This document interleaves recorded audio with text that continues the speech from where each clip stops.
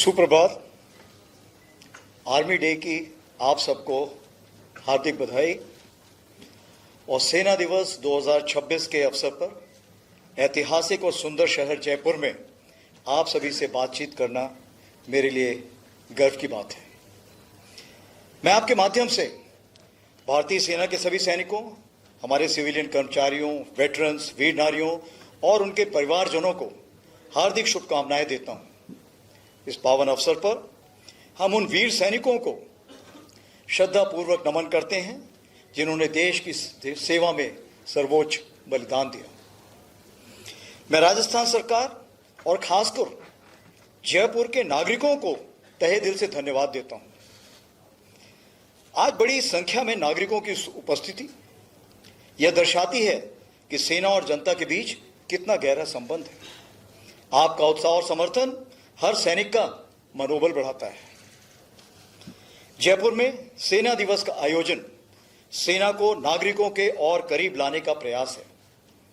Parade के अलावा know your army मेला जैसे कार्यक्रमों ने इस संबंध को और मजबूत किया। आज शाम शौर्य संध्या में ऑपरेशन सिंदूर के दौरान सेना के साहस, अनुशासन और क्षमता का प्रदर्शन किया जाएगा। ऑपरेशन सिंदूर ने एक नया नॉर्मल स्थापित किया है। इस ऑपरेशन ने भारतीय सेना की तेज प्रतिक्रिया, बेहतर समन्वय और सटीक कार्यवाही की क्षमता का दर्शाया है। यह एक परिपक्व, आत्मविश्वासी और जिम्मेदार बल की तस्वीर प्रस्तुत करता है जो राष्ट्रीय हितों की रक्षा के लिए पूरी तरह सक्षम है। पिछले कुछ वर्षों में भारतीय सेना की सोच में एक स्पष्ट बदलाव आया है। हम केवल वर्तमान चुनौतियों पर ही नहीं बल्कि भविष्यों के युद्धों की तैयारी में भी गंभीरता से काम कर रहे हैं। इसी दिशा में नई संरचनाएं यानी नए स्ट्रक्चर्स बनाए जा रहे हैं जिन्हें भविष्य की आवश्यकताओं के अनुसार इक्विप और ट्रेन किया जा रहा है।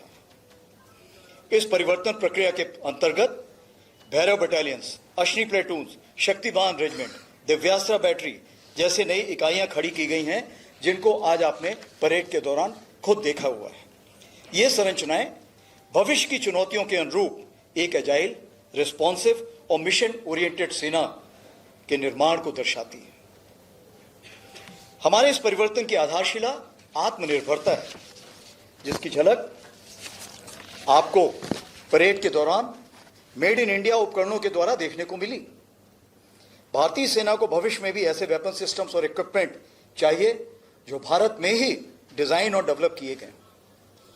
इंडिजिनाइजेशन अब केवल लक्ष्य नहीं बट आज की तारीख में ये एक रणनीतिक आवश्यकता बन चुकी है। हम डुअल यूज रिसोर्सेज पर भी विशेष जोर दे रहे हैं। ऐसे संसाधन जो मिलिट्री और सिविलियन दोनों उद्देश्यों के लिए उपयोगी हों, जो इंफ्रास्ट्रक्चर, टेक्नोलॉजी और इनोवेशन सेना के लिए विकसित हो, वह देश के समग्र विकास में भी योगदान दे। भारतीय सेना एक फ्यूचर रेडी फोर्स के रूप में आगे बढ़ रही है। चाहे well trained soldiers, modern system, multi domain operations की क्षमता मौजूद है। टेक्नोलॉजी का उपयोग सोल्जर को विस्थापित करने के लिए नहीं बल्कि उसे और सक्षम बनाने के लिए किया जा रहा है।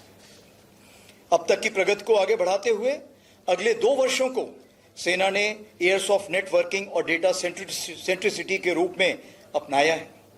इससे कनेक्टिविटी, इंफॉर्मेशन फ्लो और डिसीजन मेकिंग और बेहतर होगी। आज की परेड परंपरा और परिवर्तन का सुंदर संगम देखने को मिला। नेपाल आर्मी बैंड ने हमारे प्रगाढ़ संबंधों को दर्शाया जबकि नई इकाइयों की भागीदारी ने सेना की उभरती शक्ति को प्रदर्शित किया। मैं साउथ वेस्टर्न कमांड और सभी परेड में शामिल सैनिकों को आर्मी डे परेड के सफल आयोजन के लिए बधाई देता हूं। अंत में एक बार फिर मैं जयपुर के नागरिकों, राजस्थान सरकार और मीडिया का हार्दिक धन्यवाद करता हूं। आपका विश्वास और समर्थन ही भारतीय सेना की सबसे बड़ी ताकत है। धन्यवाद। जय हिंद।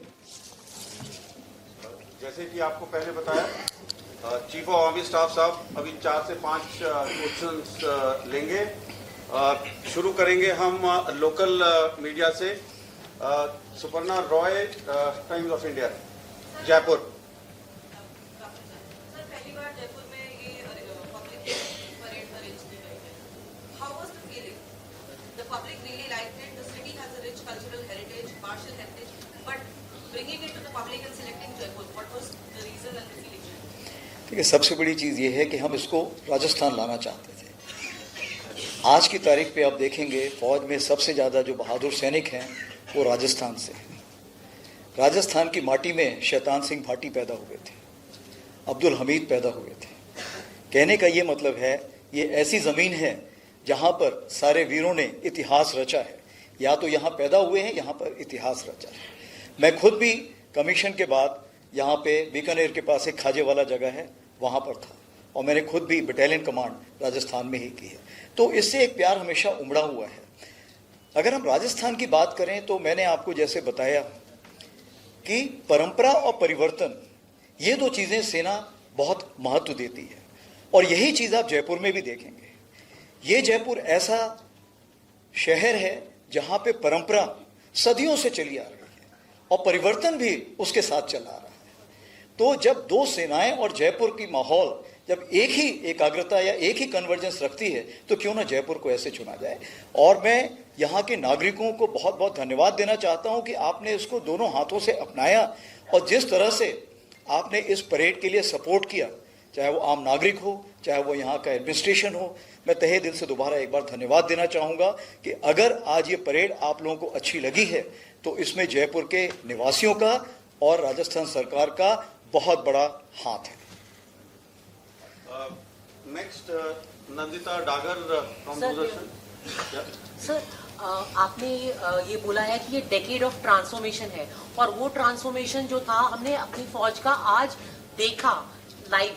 दिव्यास्त्रा बैटरी और शक्तिबान रेजिमेंट, हमारे 2 कंटिजेंट्स जो थे भैरव बटालियंस के। तो सर फ्यूचरिस्टिक वॉरफेयर का भी हमने नमूना देखा।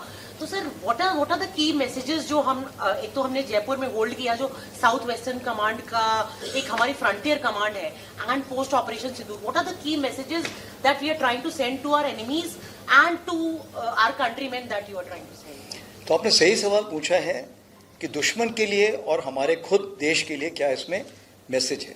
तो सबसे बड़ा संदेश ये है, मैं पूरे आम नागरिकों को आश्वासन दिलाना चाहता हूं कि भारतीय सेना हर समय हर जगह पूरे तरीके से तैयार है किसी भी ऐसे किसी प्रकार के आक्रमण के लिए।